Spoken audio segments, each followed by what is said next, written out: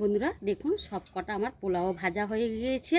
দেখুন কত সুন্দর হয়েছে। দেখুন বন্ধুরা যেমনি কালার এসছে আর তেমনি দেখুন কতটা সুন্দর ঝরঝরে হয়েছে দেখে নিন।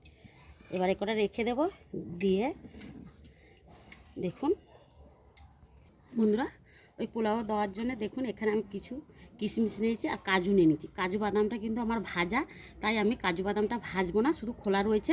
এই যে খোলাটা একটু ছাড়িয়ে নেবো আর কিশমিশটা একটুখানি আমি ওই তেলেতেই ভেজে নিয়ে নেবো। দেখুন এই ছানা আর এরকম করে ধরলেই খুব সহজেই কিন্তু ভেজে যাবে। দেখে নিন,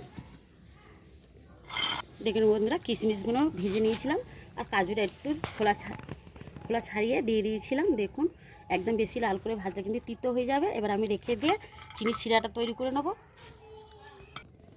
বন্ধুরা এখানে আমি দেখুন উনুনটা জেলে দিয়েছি, কড়া বসিয়ে দিয়েছি।